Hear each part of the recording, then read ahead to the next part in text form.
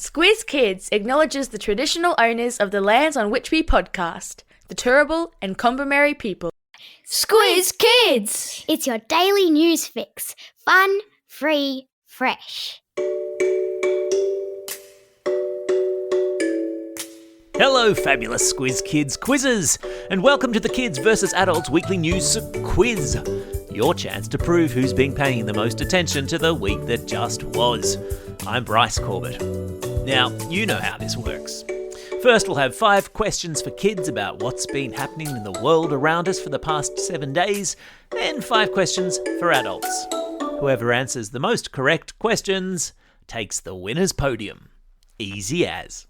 Plus, of course, because it's a Friday, we've got all of today's birthday shout-outs and all the shout-outs for the weekend ahead, including, of course, the birthday reggae tune, because, my friends, it wouldn't be a Friday without it. Alrighty, you ready?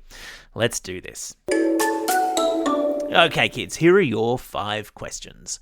Question number 1. Well, we had to kick off with the World Cup question now, didn't we?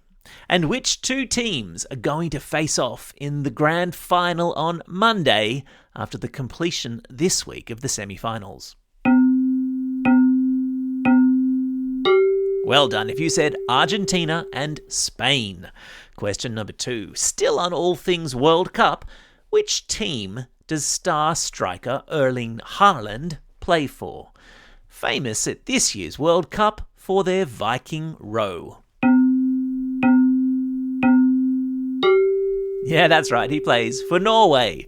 Question number 3.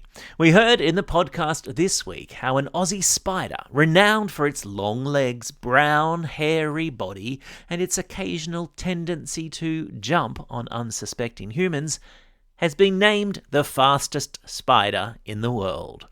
What spider am I talking about?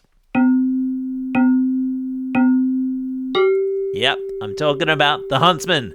And if you've ever had a huntsman jump on you, you'll know how terrifying that can be.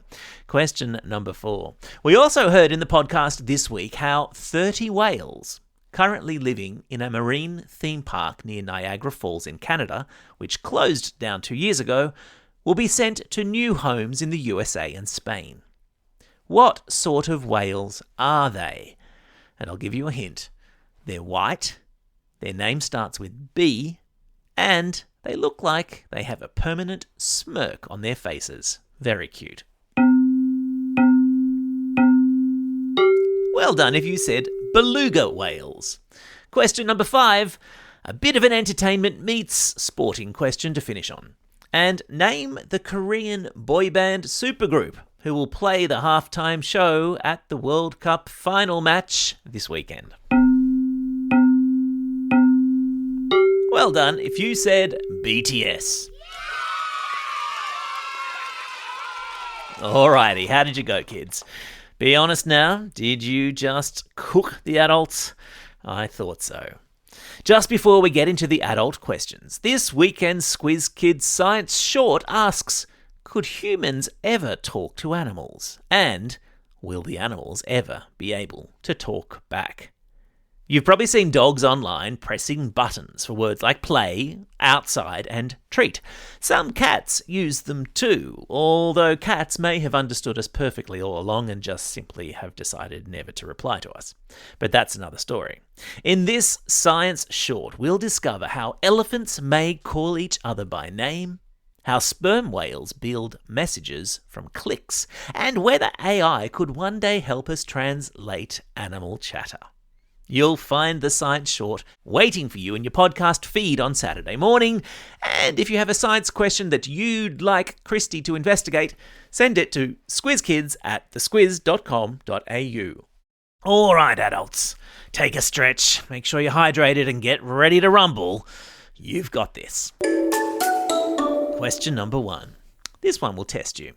The Australian Prime Minister gave a speech this week about the government's intention to regulate data centres and ways in which new technology would impact Australians. The new technology he was talking about is, of course, AI, artificial intelligence. Question number 2. Let's test your World Cup knowledge now with a true or false. Harry Kane is the captain of the English team. That statement is, of course, true. Question number 3. Which hugely hyped space exploration company suffered a market reckoning this week with $1 trillion wiped from its share price? Yep, that's right. It was SpaceX. Question number 4. It was NAIDOC week last week.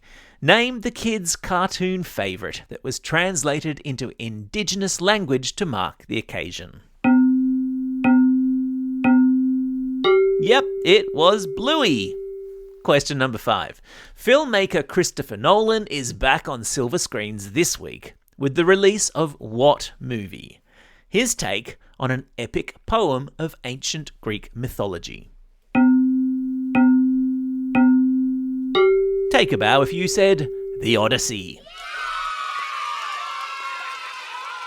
All right, adults, how'd you go? Count up your score.